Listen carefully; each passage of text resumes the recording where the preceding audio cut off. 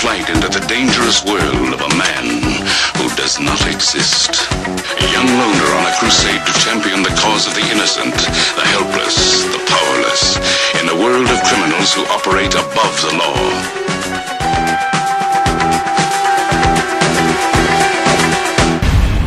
Hey, it's me, and welcome to this video. Now, all of the lawfare against President Trump is lawless. It's lawless lawfare for election interference and for other reasons, all political. President Trump did nothing wrong. Now, in the case of Engoron and Letitia James going after President Trump and that fine of more than $400 million, it is in fact Letitia James and the albino judge that colluded to commit a fraud, and that President Trump did commit no fraud. But it's a little bit difficult to explain, so I'm going to take it step by step. But the summary is, and you can think of it this way, President Trump's talking about oranges, the banks are talking about oranges, and Letitia James and Engoron are looking at an apple, and they are then telling everybody that they're actually holding an orange and comparing their orange to the orange of President Trump. And they're then claiming that President Trump committed fraud because his orange is different from the ones that they're showing. But the fact is, President Trump is showing an orange because it's an orange. Judge Engoron and Letitia James are holding an apple, claiming it is an orange. And because it's not a jury trial, it's just what this albino judge says. And it doesn't even matter if it's true or not. So there's the fraud, and it's with intent, because it's very obvious they have an anti-Trump bias and that they have to achieve some political objective. And there may be a financial objective as well. So why am I saying that Letitia James and Judge Engoron were holding an apple, claiming it's an orange, and that President Trump was holding an orange the whole time because it's an orange?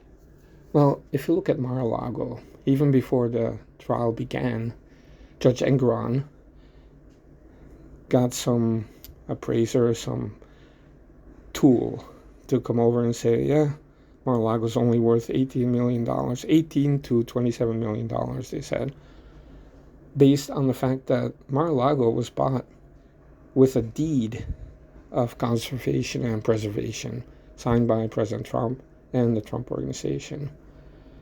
What this means is that I read the agreement or the deed.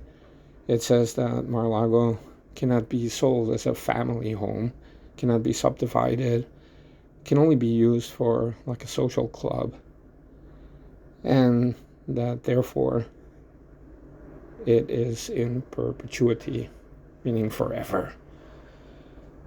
Now, using that, they had this appraiser estimate the value of Mar-a-Lago to be $18 million around, based on membership fees and the income of the club, the social club, not the land.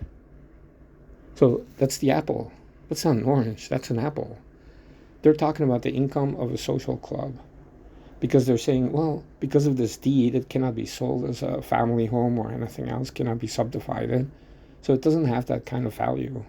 It only has the value of the social club, which is the only way you can use that Mar-a-Lago. Whereas President Trump and the banks were talking about the land. We're talking about Palm Beach. We're talking about 17 acres. Palm Beach. Ocean view. Now, recently, 1.5 acres were sold for $150 million, not far away from Mar-a-Lago. That's 1.5 acres. Mar-a-Lago is 17 acres. And these goofballs are talking about an apple and saying, oh, the membership fees. Who the hell cares about the club? It's the land, it's the location. That's what President Trump and the banks were talking about. So if that's the conversation between the banks and Trump, that's the orange. That's what they're talking about. And the banks didn't say, well, there's a deed, so the value is only $18 million because the social club only has income X, Y, and Z. The banks don't care about the social club. They don't even care about the deed. And so Letitia James and Judge Engeron committed fraud in taking an apple, a wrong value, even before the trial starts. A trial with no jury, so it's just what this albino says, is the law, is the fact. And this judge has been on video saying, well, sometimes the jury gets it wrong and I'll correct it. He thinks he's a king. I mean, this is a judge that should be removed, then arrested for fraud. And we're talking about fraud that is now the $400 million, right? Because that is the fraud they committed. And there's a secondary fraud, which is that they made the fine so high and then forced President Trump to pay all of it.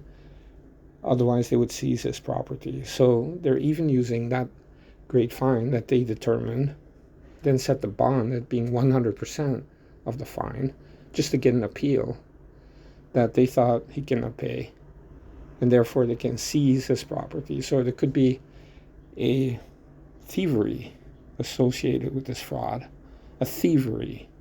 And it doesn't matter if it's the judge or the state of New York or Letitia James or a cartel of real estate moguls that wanted a fire sale, right, to scoop up some great locations.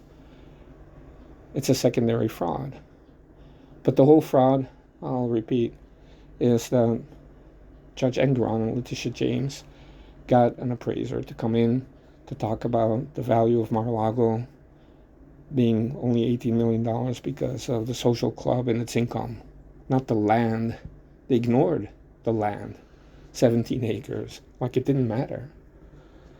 Whereas President Trump and the banks justly and rightly talked about the orange, right, which is the land, the location, and of course a Trump brand. Now, even if you talk about this apple, did President Trump talk about his club being worth $500 million? No, he never did. Of course, he's not going to say that. But it's true that the club, the Trump brand, the client list, celebrities, princes, kings, billionaires from all over the world are members there. Even the client list itself is worth hundreds of millions of dollars. But it's about the land, the orange, right? And Judge Engeron and Letitia James knowingly, in a prima facie way, committed fraud by wrongly representing an apple as being an orange, telling the world that they're comparing oranges and oranges, and that it's in fact President Trump that was representing an orange when it was really an apple. But it's not Trump that did that. It's the albino judge and Letitia James that did it. So in my opinion, these two should be arrested. Now they're hiding behind their titles and their entitlements, and they're protected by all the Democrats in New York, of course, because the whole objective is to get Trump.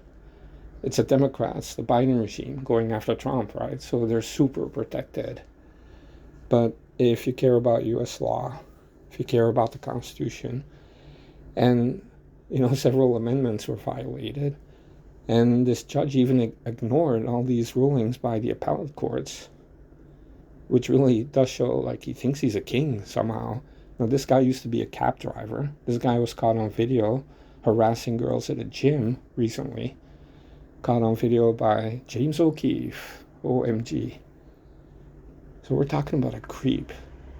And you can imagine as a cab driver, he's driving past the Trump Tower many times, seething with anger. Those evil capitalists and Trump, he's so rich I can't stand it.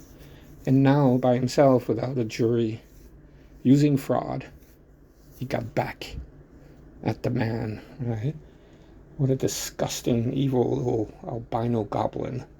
And Letitia James campaigned on getting Trump. I mean, this is a person that is obsessed. But also, she's getting paid a lot just to go after Trump. And they're doing that and see how far they got, right, in this corrupt system. But karma has its way, and we'll see. But, you know, the judge and Letitia James, or even Fatty Willis, Jack Smith, they're all tools, really. The real evildoer and the evildoers are at the DOJ and the White House, the fascists.